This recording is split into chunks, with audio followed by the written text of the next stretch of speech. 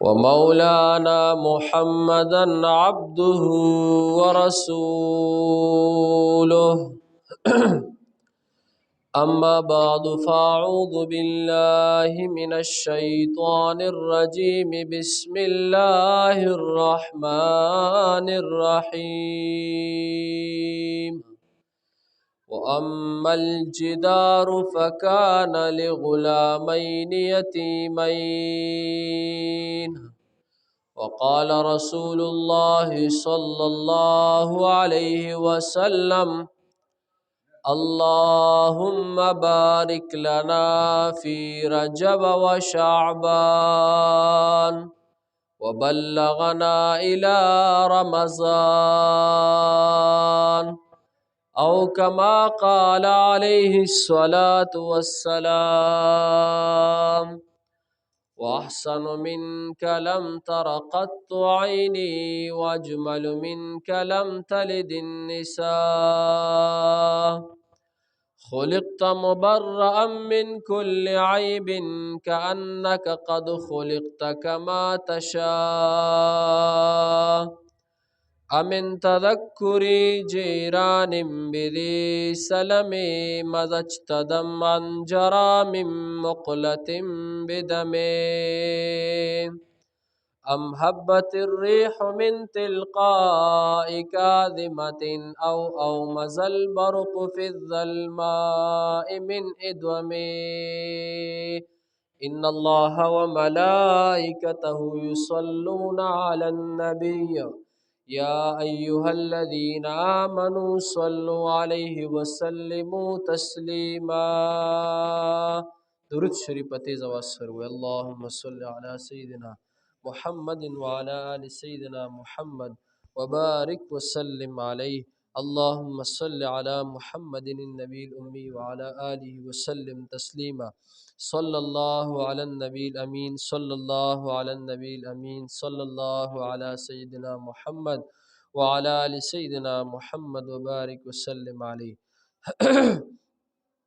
زما خوگو مشرانو عزتمندو مسلمانانو الله پاکم سره زما په خوږ ایمان باندې خوشاله کړي ما چې ستاسو مخکې کم د قرآن مجید یو څو ټکي مبارک وویل او د نبی کریم صلی الله علیه وسلم یو حدیث مبارک مې وی الله تعالی دې په موږ تاسو ته اول د پوهې او بیا د عمل کولو توفیق را نصیب کړي دا چې کومه اسلامی میاشت شروع ده دې ته په عربی کې رجب المرجب وته وي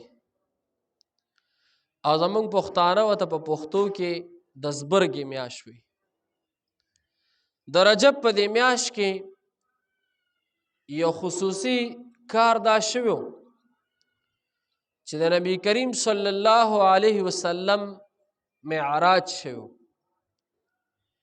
بل دا خبره چې پیغمبر علیه السلام به کله د رجب دا میاشت به ولیدله نو حضور علیہ السلام به دا دعا کوله اللهم بارک لنا فی رجب و شعبان وبلغنا الى رمضان حضور علیہ السلام به وی یا الله ول د رجب سپوږمۍ راښکاره شوه د رجب د میاشتې سپوږمۍ راښکاره شوه نو وی خدایه ته منګه ته په رجب په میاشت کې او د شعبان په دې میاشت کې برکت راکه وبلغنا الی رمضان او خدای موږ د روژې میاشتې ته ورسوه پیغمبر علیه السلام باندې به چې کله دا د زبرګې میاشت شروع شوه نو پیغمبر علیه السلام به څه دعا کوله وی خدای موږ له په دې کې برکت راکه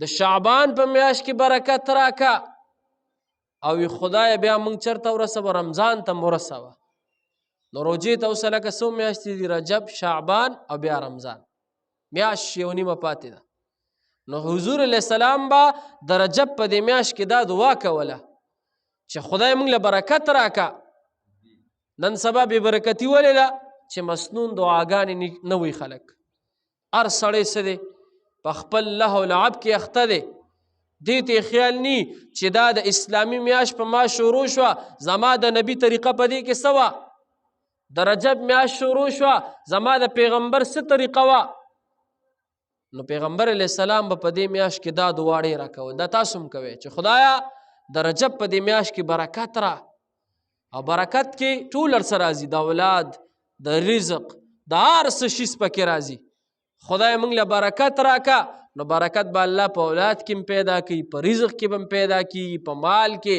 کاروبار کې هر څه کې او دا هم وایه خدای موږ له د رجب په میاشت کې برکت راکا د شعبان په میاشت کې هم برکت راکا او رمضان ته هم ورسوه کوم آیات کریمه چې ما ویلو هغه آیات کریمه کې الله پاک یو څو حکمتونه بیان کړي دي زمونږ او د ستاسو پوره دا یقین وي چې موږ او تاسو د کم کار دپاره کوشش کوو که هغه دنیاوي کاري که هغه اخروي کاري که هغه زموږ مالی کاري که کاروباري کاري که هغه هر څه کاري خو چې موږ ورله کوشش کوو او الله پکې خیر اچولی وي نو هغه به موږ ته میلاویږي او که الله پکې خیر نه اچولی هغه به نه میلاویږي کله کله موږ او تاسو کوشش کوو چې زما دا کار دی وشي هغې له وظایف هم کوو هغې له ذکر اذکار هم کوو هغې له نفلونه هم کوو هغې له شپارس هم کوو منډه تړل هم وو پیسې هم لګو بیا هم هغه کار ونشي دا ولې ونشي دې کې د الله د طرف نه حکمت دی دې کې به ستا خیر نی او چې دا ونشو نو په دې نشوالي کې به ستا خیر وي په خبر باندې پوه شوې نو کله کله به زمونږ ته دا موږ به ناامیده کېږو به نه مایوسه کېږو به نه حضور علیه السلام فرمایي وی مؤمن مسلمان بنده چې کله دعا غواړي ول ده ته به درې خیره میلاویږي درې یو دا چې کله دې دعا غواړي که نه نو ده ته به فورا هغه شیز میلو شي که ده پکې خیر وي ده ته به فورا هغه شیز میلو شي او دویمه دا چې کله دې دعا غواړي هغه شیز به میلو نه شي نعمت به میلو نه شي لیکن دې دعا غواړي حقه دعا به د ده دپاره د ده د مصیبت دپاره پټۍ جوړه شي ته په ده به یو مصیبت را رواني الله وایي دا ده دا دعا وکړله د دې دعا د برکته به ده نه دا مصیبت ختم کم دا نعمت نه ورکوم خو مصیبت به دې ختم کم نو دا هم فایده ده لکه او درېیم وره حضور علیه السلام وی که ده دعا وغوښتله نعمت میلو نه شو مصیبت هم څه دی لکه لاړلو درېیمه وره دا چې کومه دعا ته اغوستې ده د دې هغه اجر او ثواب به تعالی الله د قیامت په ورځ درکوي یو روایت کې راځي پیغمبر علیه السلام وی چې کله دنیا کې یو سړی دعا غواړي چې ما ته دا شیز میلو شو میلو نه شو نو د قیامت په ورځ به دې بنده ته د ده به نیک اعمال کمی بد اعمال به زیاتي ول د ده چې کوم د نیکو اعمالو هغه چابړې دی د تلې چابړې د نیکو اعمالو ول د اوریځې په شان ته څه دی لکه یو لوی عملونه به راشي د ده په دې تله کې به کېښودلی شي د ده د نیکو اعمالو هغه چابړې به ابه درون شي ول دې به ډېر حیران شي چې ما خو دومره ډېرې نیکۍ نه دي کړې ما خو دومره منځونه نه دي کړي ما خو دومره ذکر اذکار نه دی کړی دا دومره اعمال پکې د کم طرفه رالل دا زما په دې تله کې دا درونوالی د کم طرفه رالی فرشته به ورته آواز وکړي چې دا ستا هغه دعاګانې دي چې تا په دنیا کې غوستې وي خو تا ته څه میلو شوي نو په دنیا کې سیلی درته چېرته میلو شو په آخرت کې میلو شو نو موږ به نه امیده کېږو نه موږ به غواړو محنت به هم کوو کوشش به هم کوو الله ته به منت هم کوو زاری به هم کوو که الله راکړو خو زمونږ به پکې خیر او که الله را نه کو زمونږ به پکې خیر نه افت مصیبت به رانه دپه شي او که دغه هم نی نو وره درېیمه څه ده لکه آخرت کې ذریعه شوله آخرت کې څه ده لکه لویه ذخیره شوله ستا دپاره نو د دې په ذیل کې درته یو واقع هم خو لږ متوجه ورته کینو یو ځلې حضرت موسی علیه السلام حضرت موسی علیه السلام د الله جلیل القدر پیغمبر تیر شوی دی الله ورته کتاب ورکړو تورات کتاب ورته الله ورکړو او حضرت موسی علیه السلام با په کوه تور باندې غر باندې به الله سره خبرې کولې الله لیدلې نه دی په دنیا کې او خبرې به ورسره کولې کوه تور غر باندې نو داسې پیغمبر جلیل القدر پیغمبر او الله ورله معجزات ورکړو مختلف قسم معجزې ورله الله ورکړې وي. یوه معجزه ورله الله دا ورکړې وه چې ورته وې دا کونټۍ ولې د کونټۍ نه ورته سې د لوی اژدها جوړه شوه. بله معجزه الله دا ورکړې وه ول دا لاس د ترخ کې دننه که چېرې وي پړاق رڼا به یې کوله. نور داسې معجزات. نو حضرت موسی علیه السلام یو ځل قوم ته تقریر کولو، خطاب یې کولو، په تقریر کې د الله پاک کم احکامات هغې بیانول، قوم ته واعظ او نصیحت کولو. نو په تقریر په دوران کې یو کس پاسې دی ویجي یو تپوس کومه، یو سوال مې دی، یو تپوس مې دی. حضرت موسی علیه السلام ورته وایه څه سوال دی، څه تپوس دی؟ وی تپوس مې جي دا دی چې تا نه په دې وخت کې زیات پوهه زیات علم والا څوک شته؟ په خبره باندې پوه شوې که څه تپوس یې کو؟ وی تا نه څوک زیات علم والا، ستا نه څوک زیات پوهه شته؟ نو حضرت موسی علیه السلام وی نه. هغه څه ویله که وی نه. حالانکې دا خبره صحیح هم وه. حضرت موسی علیه السلام پیغمبر و، پیغمبر نه په امت کې زیات څوک هم پوه نی، پیغمبر د ټول نه ښه پوهېږي. او الله پاک ته دا خبره خوښه نه شوه.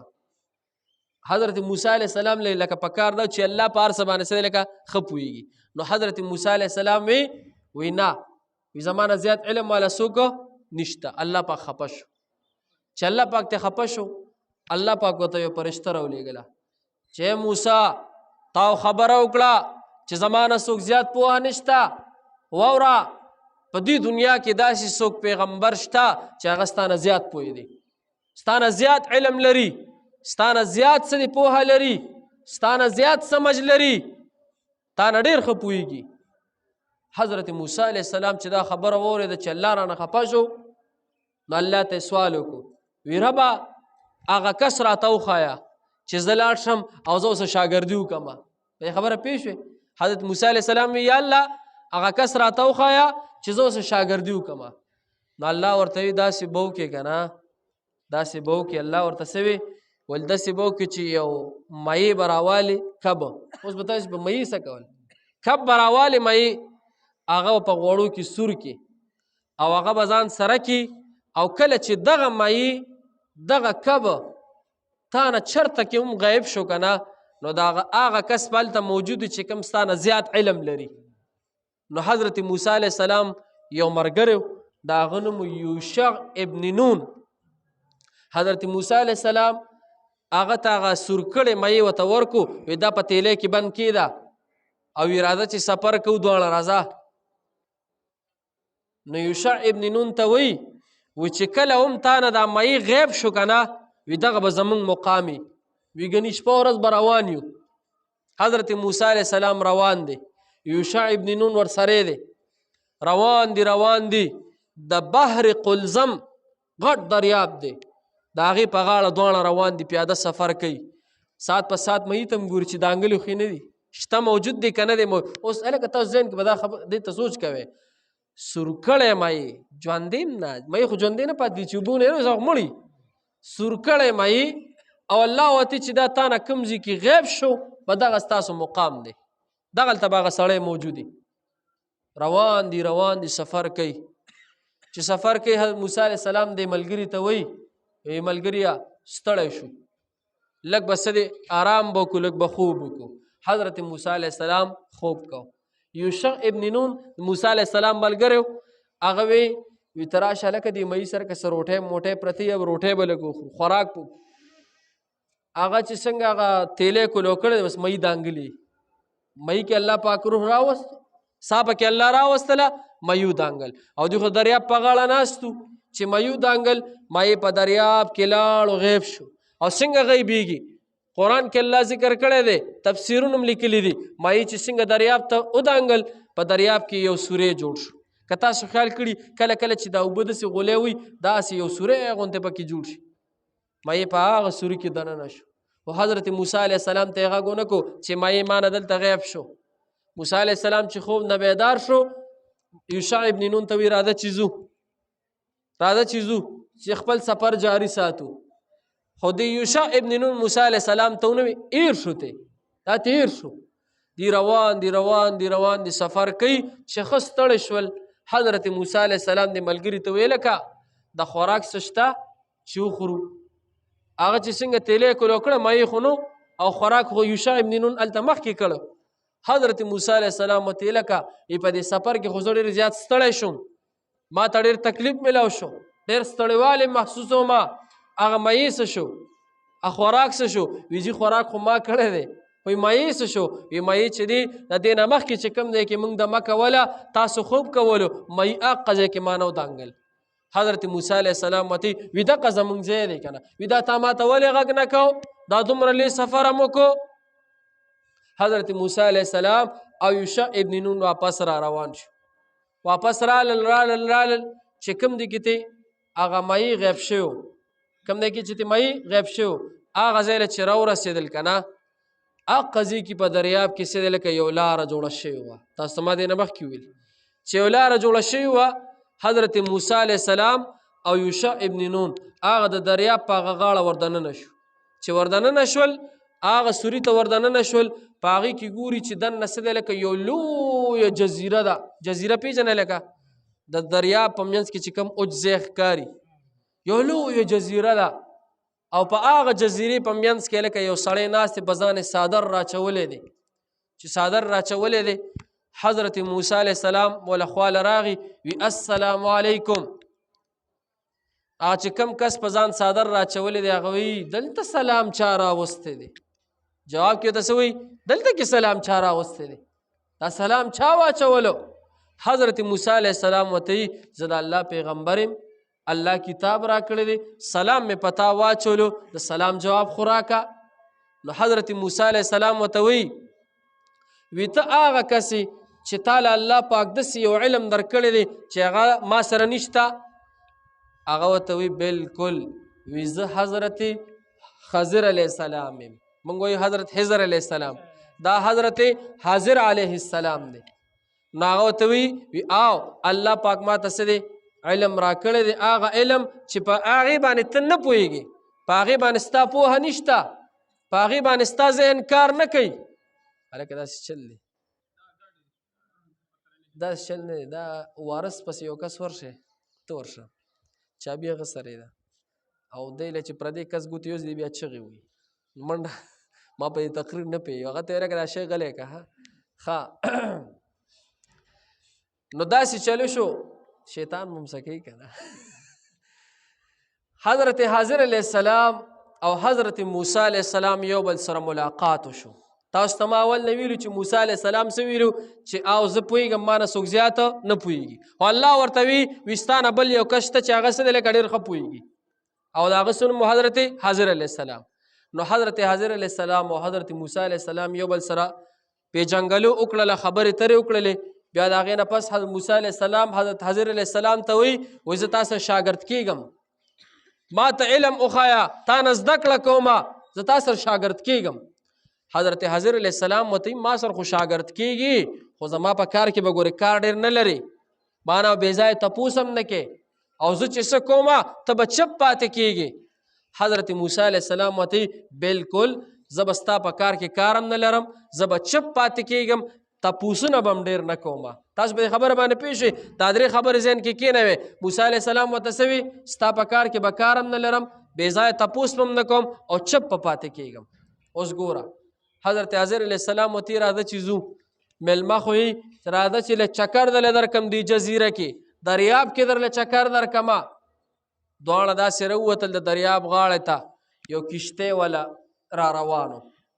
حضر علیہ السلام اشاره ورکړه کشتۍ والا ته، کشتۍ والا ودرېدو، دې دواړه کشتۍ کې کېناستل. هغه کشتۍ والا چې کله حضرت موسی علیہ السلام ته وکتل او حضر علیہ السلام ته وکتل، نو کشتۍ والا پوه شو چې لکه دا دواړه ډېر بزرګان دي، کمه کرۍ کمه پیسې چې د کشتۍ د تلو د سفر کېدلې هغې هم ترې وانغستلې، او ډېر په عزت سره یې کېنول. یکدم دې کې حضرت حضر علیہ السلام موسی علیہ السلام سره کشتۍ کې ناست، کشتۍ روانه ده. یکدم حضرت حضر علیہ السلام د کشتۍ تختې ته لاس کې چې کړش تختې ولا ماته کړله. چا ماته کړله؟ لکه حضر علیہ السلام ماته کړله. تاسو ته ما ویلو چې موسی علیہ السلام ته څه ویلو چې ما نه بې ځایه تپوس نه کې، زما په کار کې به کار نه لري، او څه دی لکه چپ پی. حضرت موسی علیہ السلام ورته یا دا دې څو کړل؟ کشتۍ له تخته ولې ماته کړه؟ کشتۍ والا خو موږ سره ښه وکړل، موږ یې کېنولو کرۍ رانه وانغستله تا ولږ تخته ماته کړله. حضرت حضر علیه السلام ورته ویلي تا ته ما نه وي چې زما په کار کې به کار نه لري، تا ته ما نه ویلو چې تپوس به نه کې. هغه ورته بلکل جي زه پوه نه شم. روان د سفر کوي چې سفر کوي چې څنګه د کشتۍ نه کوز شول، ګوري لږ ساعت پس یو کلي ته داخل شول. چې یو کلي ته داخل شول، په کلي کې روان دي ماشومان دي لوبې کوي. ماشومان لوبې کوي که نه؟ ماشومان لوبې کوي. یو ماشوم پکې ناست دی، ورکوټی ماشوم دی. حضرت حضر علیه السلام ورغی او هغه ماشوم لی په دې مرۍ باندې داسې لاس کېښود، دا سټې ولې تو کو ټپ سړی یې مړ کړلو، ماشوم یې مړ کړو. حضرت موسی علیه السلام چې وکتل چې لکه دا خو د ماشوم مړ کو او الله خو د ماشومانو د مړ کولو حکم نه دی کړی، دا دې څو کړل. حضرت حضر علیه السلام ورته تا ته ما نه ویلي چې ما نه بې ځایه تپوس نه کې. حضرت موسی علیه السلام ورته ټیک ده، زه پوه نه شم، زه بیا به تپوس نه کوم، بیا به ستا کار کې کار نه لرم. چې د هغه کلي نه بهر کېدل نو د کلي سره خوا کې یو بل کلی و. هغه کلي والا خلکو ته حضرت حضر علیه السلام ورته وایي د کلي خلکو ته وایي موږ میلمانه یو، وی روټۍ راله راکې، وی مسافر یو میلمانه یو. د کلي خلکو ورته موږ ځان له نه خورو، تاله به څه درکړو، موږ په خپله نه خورو، په تاسو به څه وخورو. د میلمه دا حق دی چې بهر نه میلمه راشي نو کلي والا خلکو باندې څه دی لکه د خپل وس مطابق کور کې د دال پخ کړي، پیتی دي پخ کړی، هر څه راوړه ورله میلمه ته کېده، مسافر ته کېده، صدقې په نیت الله به تعالی دې برکتونه درکړي. نو حضرت حضر علیه السلام کلي والا خلکو ته وی روټۍ راکې، هغې ورته وی موږ خو ځان له نه خو تاله به څه درکوو، نه درکوو روټۍ. حضرت موسی علیه السلام او حضرت حضر علیه السلام روان شو. چې وتل د کلي نه، د کلي په دې سر کې یو کورو، کچه کورو، او د هغه کور یو دیوالو، هغه دیوال داسې را کوک شوی را پریوتو. حضرت حضر علیه السلام حضرت موسی علیه السلام ته وی ته هم پیغمبرې؟ وی زم پیغمبرې. وی راځه چې یو خدمت وکړو. وی څه خدمت؟ وی خدمت دا دی ول دا دیوال را غورځېږي چې دا دیوال سیده کو، دا سم ووخو. موسی علیه السلام ورته وی موږ له د کلي خلکو روټۍ را نه کړه، ته ورله دیوالونه سمې، ته ورله دیوالونه سمې. حضرت حضر علیه السلام ورته راځه دیوال ته لاس کو، چې دیوال ته لاس کو، دیوال بالکل سیده، دیوال سم کوله.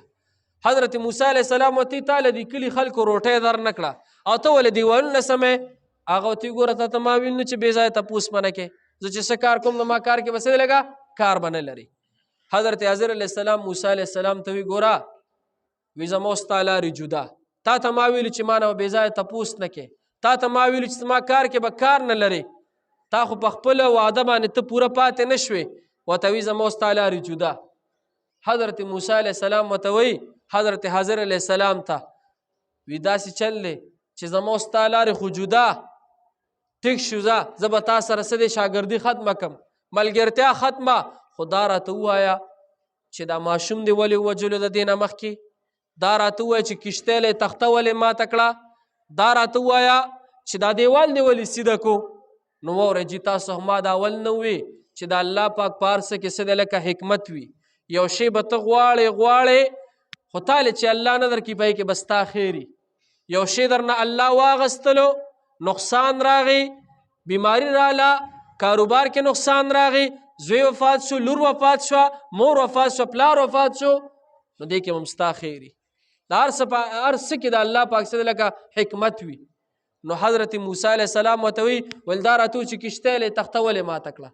حضرت حضر علیه السلام ورته وی کشتۍ له مې ځکه تخته ماته کړله تا چې په کومه کشتۍ کې مو تا سفر کولو، د دې دریاب په غاړه باندې ابل سر ته یو ظالم سړی ولاړو، د هغه ظالم سړي دا کارو چې په دریاب کې به کومه کشتۍ چلیدله او هغه به صحیح سالمه وه، نو هغه ظالم به هغه په زور سره هغه کشتۍ به د خلکو نه اخیستله. او دا کشتۍ چې دا ما وله تخته ماته کړله دا د یو دو یتیمانو کشتۍ وه، د هغه یتیمانو نور څه اسره نه وه. حضر علیه السلام ورته وایي چې د هغه یتیمانو نور څه اسره نه وه، دا کشتۍ به د مزدور چلوله، چې کومې پیسې به یې ګټلې هغې په یتیمانو خرڅ کولې. د دې وجې نه ما دې کشتۍ له تخته ماته کړله چې ظالم باچا دا کشتۍ ته لاس نه کړي. ابه وګوره چې هلکه دا کشتۍ خو نقصاندهه ده، د دې خو تخته ماته ده، نو د دې وجې نه مې د کشتۍ رسېدلې لکه تخته ماته کړله. نو ګوره د الله پاک په هر څه کې حکمت وي. په ظاهره چې ګورې حضرت علیه السلام کشتۍ له چې تخته ماته کړله، هر سړی به وایي چې لکه دا خو ظلم وکړو، تخته دې ولې ماتوله، لیکن د الله طرف نه پکې حکمت څه ولګه چې دا د چا ولکه د یتیمانو وه. او دویمه ده اخیری خبره چې دا ماشوم چې مې مړ کړو، حضرت علیه السلام ورته وایي ول دا مې ردې د وجې نه مړ کړو چې دا ماشوم که غټ شوی وي که نه، ول دا راته الله پاک حکم وکړو. حضرت حضر علیه السلام وی که دا ماشوم غټ شوی وي، د دې ماشوم د لاسه به یو لوی فساد خور شوی وي، د مور پلار به هم د دې ماشوم د لاسه څه دی ګمراه کېدل به، او د دې ماشوم د لاسه به چې دا غټ شوی وي یو لوی خون خرابه به کېدله. الله پاک راته حکم وکړو چې دا ماشوم مړ که. په خبره باندې پوه شوې؟ او ویل دا ماشوم خو مې مړ کړو. یو روایت کې راځي چې کله دغه ماشوم مړ شو، وی الله پاک دغه مور پلار له یو لور ورکړه، لور ولا الله ورکړه، او د هغه لور په اولاد کې 80 پیغمبران الله پیدا کړل. څومره لګه 80. نو ګوره د الله پاک پر څه کې حکمت وي. اوس به ته چې ماشوم یې ولې مړ کړو، الله ورله لور ورکړه د هغې په بدل کې. او دا بل دا دیوال چې مې سیده کړو، د کلي خلکو روټۍ ویرانه کړه، ما ورله دیوال سم کو. وی دا دیوال مې ځکه سم کو چې د دې دیوال په بنیادونو کې لاندې دا کور چې د چا دی دا د غریبانو د یتیمانو دی، او د دې پلار چې دی په بنیاد کې به د دیوال لاندې څه دی لکه خزانه ده سره زر دي هغې دفن کړي دي. نو که دا دیوال بې ځایه راپروت وي بې ځایه ټیم کې، نو خلک به راغلي ځان له به ظالمانو هغه خزانه او هغه سره زر به یې اغوستی وي. ما ورله دیوال سیده کو، کله چې دا ماشومان غټ شي دیوال به لرې کړي، ځان له به خپله خزانه روباسي. د الله پاک په هر څه کې حکمت وي. د الله په فیصله به راضي کېږي. یو شی یو نعمت تا ته نه میلاویږي، نو په دې به ته د الله نه څه لکه ګیله شکوه به نه کې. نعمت درته میلو شو، د الله پاک شکریا پیدا که. وصلی الله تعالی علی خیر الخلق محمد و آله وصحبه اجمعین. رب کریم چې څه مې ویل که څه کمی پیښې رانه شي، خدای ما معاف کړي، دا ټول ملګري معاف کړي. رب کریم زموږ د ټولو ګناهونه معاف کړي. رب کریم زموږ د ټولو د مور او پلار ګناهونه معاف کړي. رب کریم د ټولو امت مسلمه ګناهونه معاف کړي. رب کریم دا چې کوم حاضرین ملګري مشران کشران ناست دي، چا څه مشکلات خدای مشکلات ختم کړي، چا څه پریشانۍ ختم کړي، چا کورونو کې بیماری ختم کړي. رب کریم چا روزګارونه نشته، حلال رزق اسباب پیدا کړي، چا شته دی خدای ته پکې خیر او برکت نصیب کړي. رب کریم زموږ د ټولو په حال باندې یا الله رحم وکړي. رب کریم یا الله کوم ملګرو چې 13 جمعه د جمعات په بیل کې یا الله کم امداد کړو، کم وس توفیق کړو، نو خدای پاک یا الله غ وس توفیق په خپل دربار کې قبول کړي. رب کریم یا الله د هغې بدلې ول دنیا آخرت کې ورکړي. وصلی الله تعالی علی خیر الخلق محمد و آله وصحبه اجمعین برحمتک یا ارحم الراحمین. منور شاه مور بیماره ده، الله یا الله ټول له صحت ورکړي، شفای کامله عاجله خدای ته نصیب کړي، بیماری ټولې ختمې کړي. صلی الله تعالی